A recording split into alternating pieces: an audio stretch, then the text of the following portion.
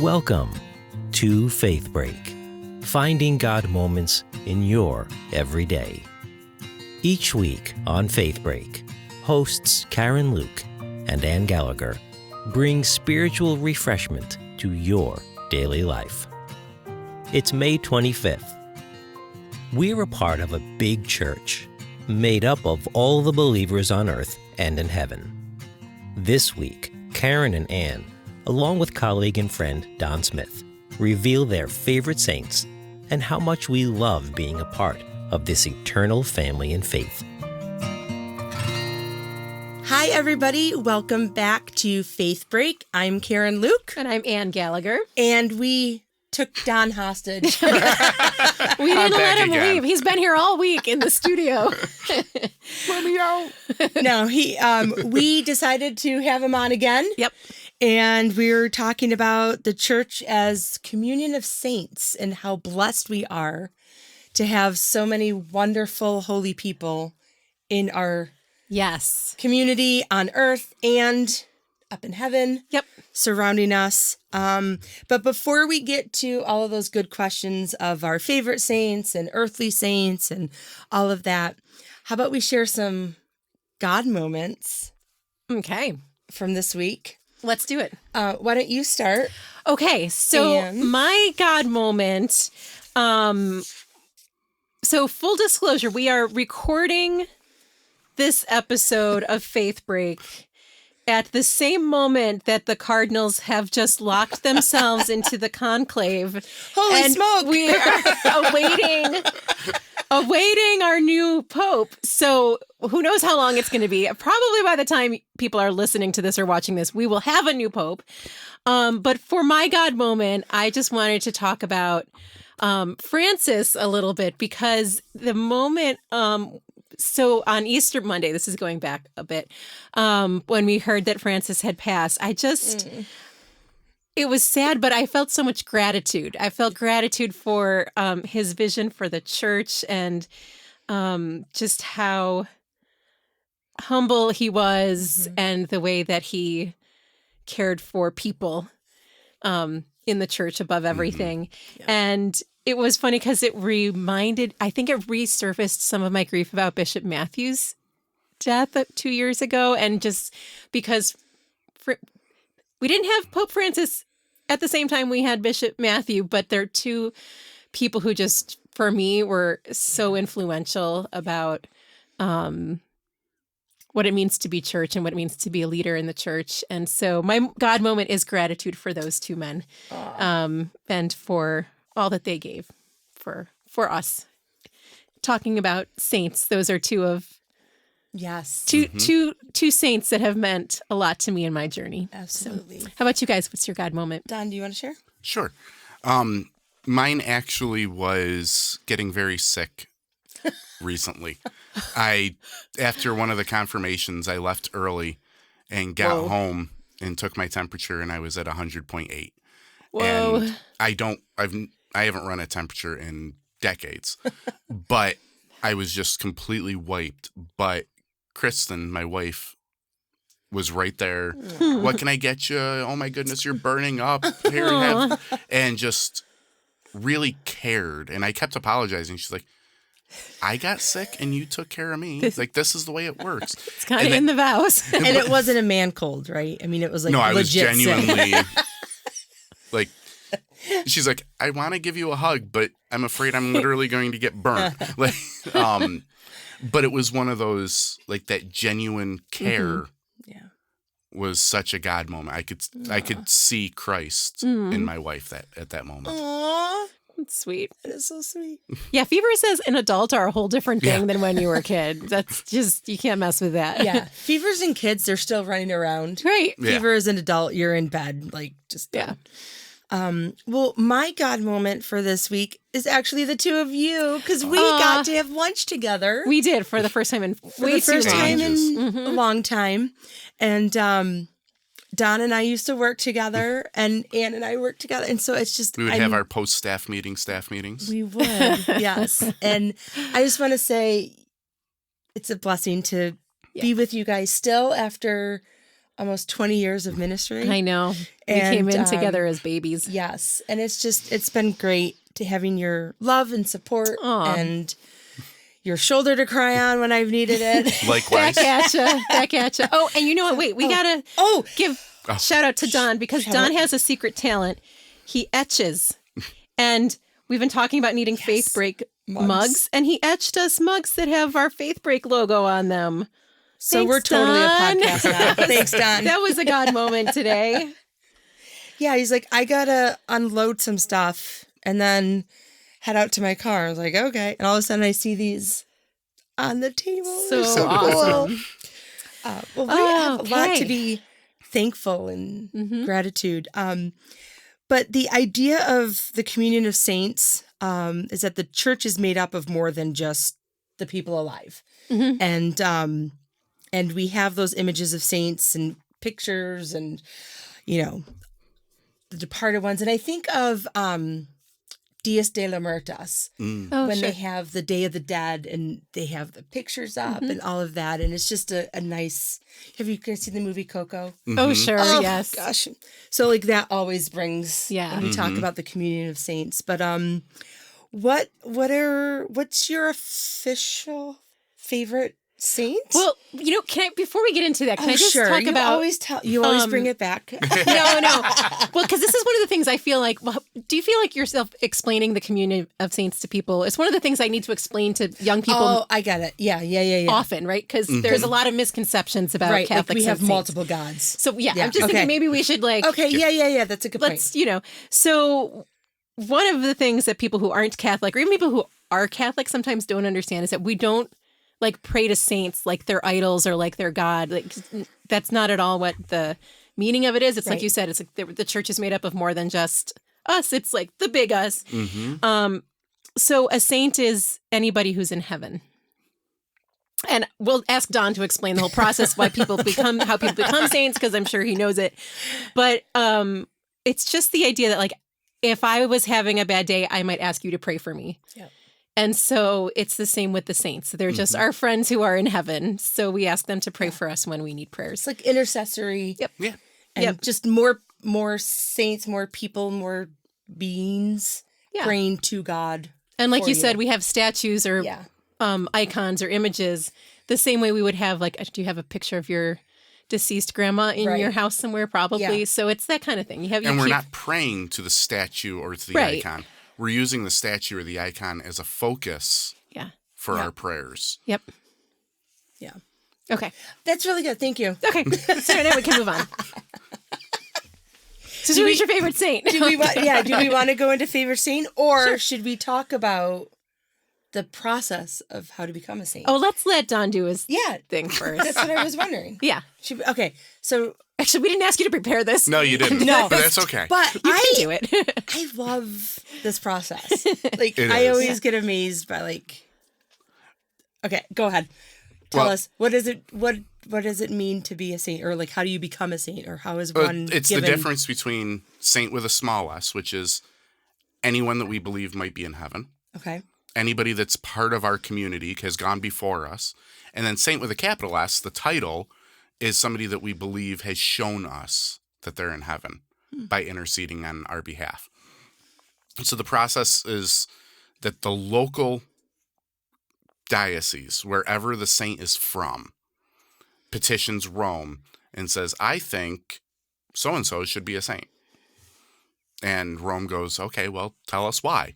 And they give permission for them to actually start doing their research. Okay. And so they gather everything that they can possibly gather to know about this person. Fulton Sheen is the one that comes to mind because he's still in the early stages of the process.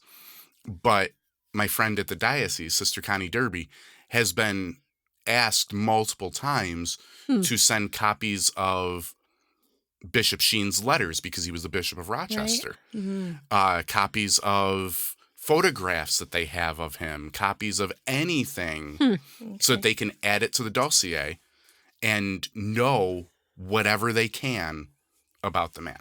Okay. And once they've gathered enough and they think they have a good cause for it, they request to be able to go further. And that one actually goes through the USCCB. So no longer does the one bishop ask, but the bishops of the area ask. And typically Rome says, well, what'd you find? And gives permission for veneration. That's when they become venerable. So that's where Fulton Sheen is. We can pray and ask for Fulton Sheen to intercede on our behalf. At which point, now they're looking to gather proof, not that he was just a good man, but that he's in heaven. Okay. Because we believe that it's through his intercession that he gets God to provide the miracles. So we hear about, oh, every saint has 2 miracles that they've done. No, God's done the miracles. But we believe that the saint interceded and asked for those miracles. So they get like points for an assist. Yeah. And then if they get enough points, then they go up a notch on rung on the ladder. So there. the miracles could be healing somebody. Typically they're medical miracles, but they could be anything that's unexplained. Because St. Catherine's had the stigmatas like Jesus. That was one of her miracles, right? Not to have it. Because it has to have been she had that in since her she was life. Right? Yeah, it has to have been since she was in heaven. Oh. Those are the miracles that are credited because that's how they're interceding. They're at God's side. Okay, see, interceding. I was wrong. So it's a miracle that she received it, but that's not a miracle that would be accredited to her for the canonization. Got it. See? Okay. Good thing you're on. You know what else Church we were nerd. just talking about when we were having lunch before is since we just did confirmation and kids get to pick a saint's name or a confirmation name and they often pick a saint. It's the whole idea of patron saints and how we have certain names that have come up with increasing frequency in the last few years. And we're like, whoever that saint is must be the patron of something teenagers are looking up and wanting to pick as their saint. Like we talked about Saint Dymphna, who is a saint none of us had ever heard of, but it turns out she's the patron saint of mental health. And so a lot of teenagers now, because they're so tuned into that and aware of that, when they go looking for their saint's name, she's coming up. Yeah. And there were a couple others that Oh, we always get Sebastian because he's athletes. Yep. Okay. Yeah, Cecilia because it's music. Yep. That's my confirmation name, actually. Really? Saint Cecilia. It's also the name of my godmother. So that's another reason. Anyway. Yeah. Do you guys have patron saints of like some of your favorite patron saints or? Well, go ahead. Ready? Okay, I'll let you go. I'm going with somebody different. Oh, really? I am. Okay. Full disclosure, before we started recording, Don looked at, and saw my notes that St. Francis was one of my favorites, and that's one of Don's favorites. So we were trying to I knew Don was going to say St. Francis. We were trying to figure out who was going to go first, but you decided on somebody else now? I did. Okay. Who is it? When I was doing the 19th annotation, one of the weeks was a reflection on the flight from Nazareth to Egypt. And I vividly remember my prayer. I was walking with St. Joseph and just talking to the man about what it meant to be him. And this is one of those really weird moments, but I remember we were walking up above, like a raised area, and the rest of the caravan was down below, and it was just the two of us walking and talking, and what it meant to watch over Jesus, to care about Mary, to all those things, and what that meant in 2022 or whatever it would have been, earlier than that, whenever it was, like to be. Yeah, how that translated to today. And so Joseph since then has really been one of my patron saints. See, Karen stole yours and now you stole mine. Because everybody knows I love Joseph, but it's fine. It's all right. I'm okay with it. Okay, we've been in ministry way too long together. We all know each other's favorite saints. That's awesome, though. I like your story. Okay, you go, because now we know who you're going to say. I know, I already said it, but mine is St. Francis of Assisi, and everything about him, the nature, the animals, just the caring for everything. And of course, his prayer, make me an instrument of your peace. I've always been called for justice, and I've always been loud about it. And that's one of my favorite prayers. And it's just, It's awesome. I don't know. And he wasn't even my confirmation name. I took St. James. Why'd you take James? So I didn't know that about you. Yeah. So James was my godfather, or is my godfather. He's still alive. When we were talking about our wedding, I have a lot of like symbolism with things. And so my middle name is Sue after my godmother. So I took my confirmation name after my godfather. And then my godfather's wife was my sponsor. Oh, cool. So there's like that interconnection. But anyway, so I think I've grown more in line with St. Francis over the years, but cool. Yeah. And well, Joseph now that I can't talk about Joseph, we've spent a lot of time talking about Joseph. So I'm going to move on to the Marys. I mean, there's a lot of Marys. We just spent a whole episode talking about Mary, the Mother of God. Oh, I know which one you're going to talk about. But I have two other Marys who are favorites of mine. Mary Magdalene is a big one. I actually have two icons of her up over my desk at work. And one is an image of her from The Chosen, where Jesus is embracing her. And the other one is a more traditional icon that Damien gifted to me when she moved to a new job at McQuaid, and I was taking over the adult formation. She gave me this icon of Mary Magdalene instructing the church, and it's Mary and the 12. And so I have those two images of her above my desk. And I just, she's the first witness to the resurrection, the apostle to the apostles. And I just, she was the one Jesus decided to go to first. And the other one is Mary of Bethany, who is, at least in John's gospel, is the one who washed Jesus's feet at the beginning of, just before his passion. And, we've talked a lot of times before about how she saw him for who he was. Yeah. And she sat at the feet of Jesus while her sister was doing all the busy things. She knew when she needed to stop and just be with him. So those are the two I'm going to share today. Those are both biblical saints. So but many. Yeah, There's so many, but it's if you want to ever Google. Oh yeah. I mean, there's so much. It's crazy. But it's really cool because there's something for every profession. There's something for every ailment.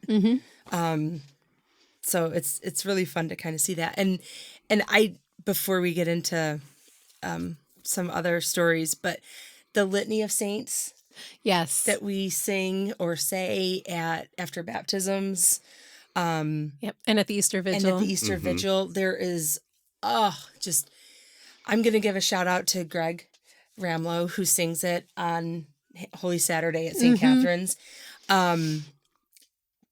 Just the way he professes. I mean, he doesn't just sing it; he prays it. It was beautiful. Yeah. And just listening to all the saints, and I giggle when that one Mass prayer is used, and it's like Saint. Oh, the first Eucharistic prayer. Yeah, and it's like listing all like list the apostles and then Cletus. I didn't even know that there was a Saint Cletus.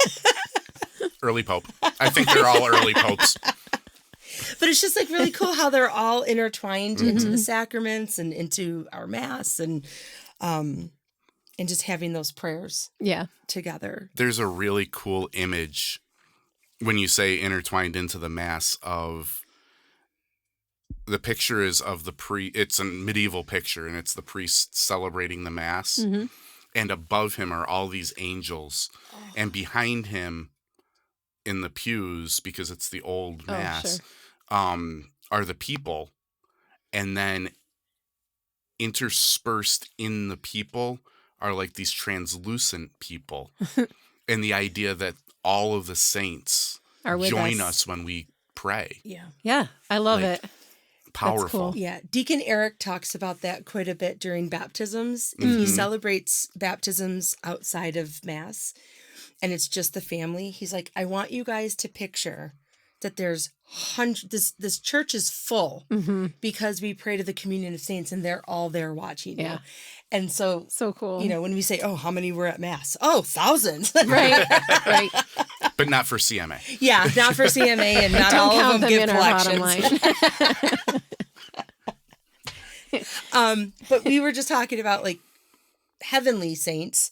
Capital S saints. Capital S saints. So not that lower S saints are any less, but do you guys have any Oh yeah, lots. earthly saints that you want to share stories about? Or Well, the other person I have above my desk at work is I have Bishop Clark's prayer card from his funeral, which I didn't get to go to, but Rob brought me a copy of it. And so he's right up there with Mary twice. And I look at him every day when I'm working and think about what would he be doing right now if he were still here.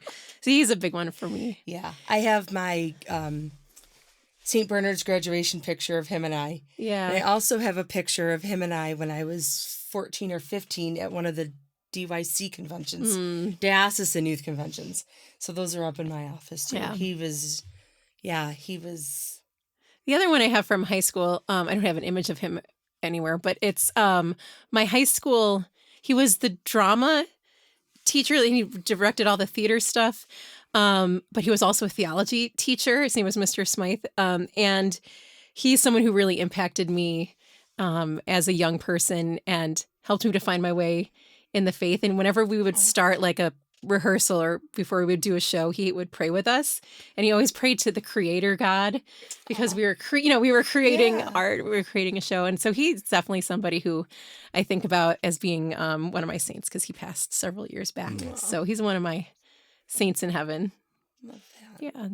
I have in my office a picture of, I have pictures of all the different churches where I've ministered, but one of them is the chapel at Mount Irenaeus, and it's taken from the loft, and it looks down, and they're sitting in one of the seats is Father Dan Hurley, and he's just sitting hunched over in prayer, and it was clear that he didn't know anybody was taking the picture, but he's one of those that I remember going to confession on a retreat with him one time, and he heard my confession, and it didn't take that long. Like, I think I had been to confession recently, like a week before, so it was a part of the retreat. I'm going to go do confession.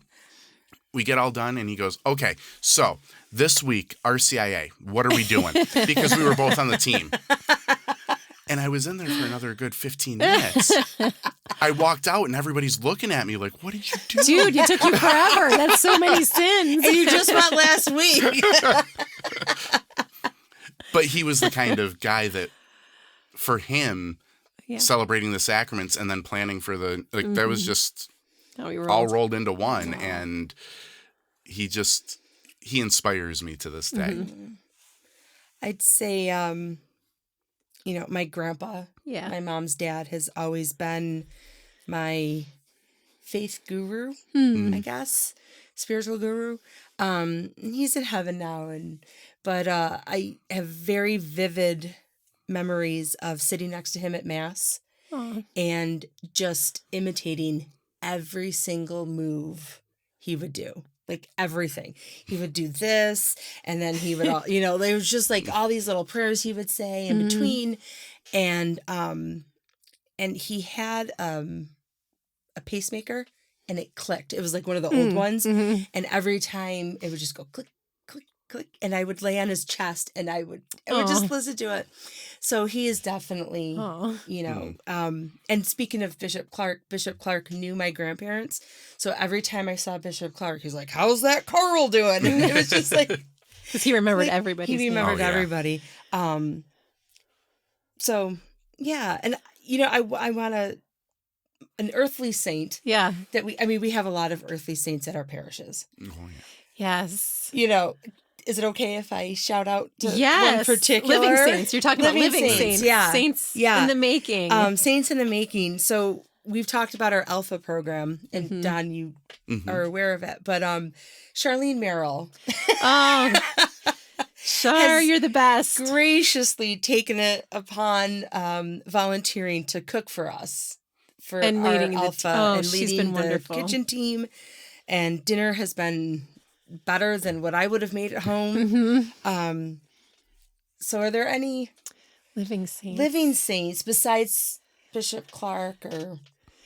Well, I was thinking about our local faith community saints, but I actually was thinking about a couple people who have passed too. Like, we have one from Transfig. His name is John, and he, remember this? John, he knew he didn't have longevity in his family. Like everybody all the men in his family had died young. So he arranged his entire, he retired early, he planned to retire early so that he would have time to do all of the volunteer things he wanted to do. And he was involved in so many things. But he helped me with youth ministry, and he was a big one when we were doing Discovering Christ. And he actually died on our men's Kentucky retreat. He died when he was in Kentucky. This was years ago now. But I think of him as like the patron saint of Transfiguration. And all the time, like when we were starting to do the Alpha program, I was like, John would want us to do this. And so I have been praying for John's intercession for the success of our Alpha program. And I guess he must have tapped Charlene on the shoulder somewhere along the lines, because like things have been really working out. Yeah. But I think about people like that who, this guy, at his funeral, do you remember, Don, an entire Little League team showed up in their uniforms, and we didn't, he was so like active in the parish, we couldn't have imagined all the other things he was also doing. It was just amazing. And then Ryan, who's our young person who we lost a year and a half ago, is one I think about all the time.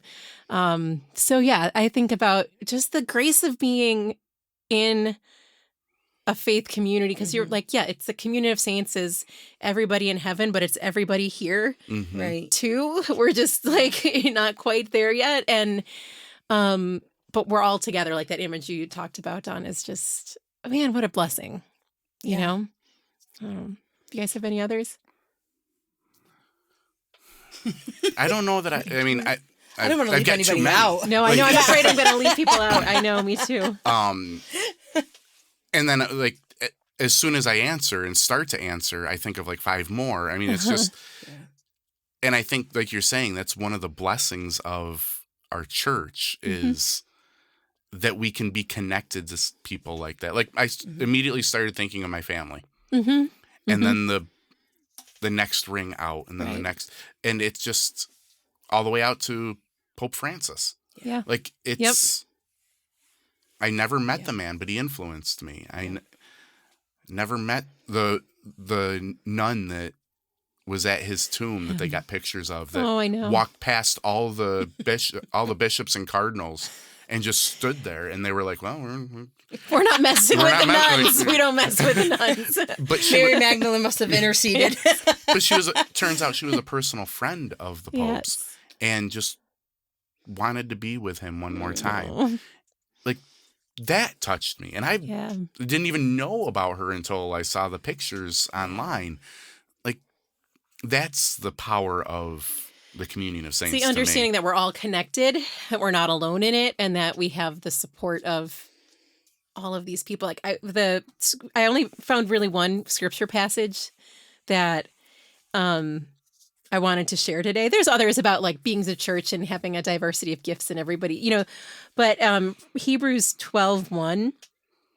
Therefore, since we are surrounded by so great a cloud of witnesses, let us rid ourselves of every burden and sin that clings to us, and persevere in running the race that lies before us, while keeping our eyes fixed on Jesus, the leader and protector of faith.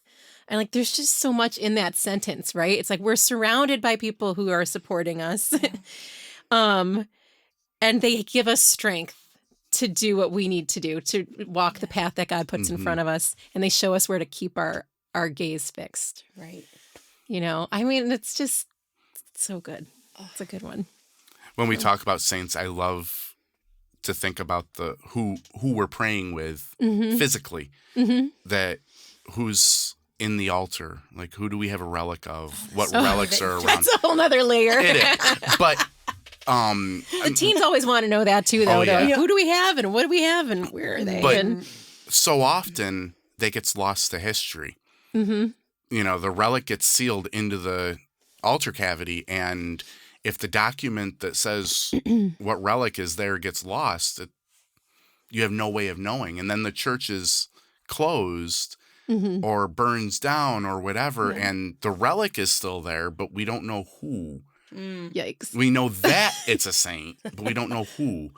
And it's a neat tidbit. In our cathedral, they took all of the unknown relics from the diocesan offices that they didn't, like, they knew that it had been at St. Michael's in Montezuma, for instance. Hang on. I never knew this. You're saying there were piles of unknown relics? Well, I don't know about piles, but they had a collection of relics that they couldn't put into another altar because they didn't know who it was. This is so weird. But they had to honor it because yeah, sure, okay. all of those are what are buried under the altar at Sacred Heart Cathedral. So Sacred Heart Cathedral does not have a saint's relic. It is the altar of the Communion of Saints. I am today years old. Sometimes being Catholic is so weird. Well, That's really interesting. so my most favorite part of the church tour with my first communion kids is looking for the relics. Mm-hmm. And at Transfiguration, it's Maria Goretti and St. Lawrence. Mm-hmm. Mary and Larry. Well, now that you put it that way, it's never going to be the same. Do we know why? How have I never heard you say that before? I don't know. I did the church tour Now for your I'm never not kids. going to be able to hear it. Why were those? Do you know why those two saints are at Transfiguration? To show the importance of young people, St. Maria Goretti as the patron saint of young people, Okay. and to show the importance that Transfiguration placed on service, because St. Lawrence was the first deacon, and the role of the deacon is that of service. See, But Stephen was the first deacon. Or maybe he was the first deacon martyr. I don't know. Okay. Or he's the patron saint of Something deacons. to do with service. It has to do with That's fine. deacons. Okay. Okay. Cool. Well, that's cool because I just knew that I didn't know exactly Who's why. at St. Catherine's? St. Catherine. Really? Yeah. But it's Cool. weird. It's not in the altar. So she.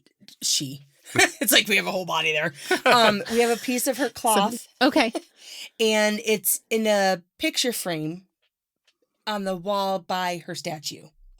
Oh, cool. And it's all in Latin, so I have no idea what it says, but it's verified through Rome that it's her Gotcha. piece. But yeah. Your joke about, like, we have a whole body.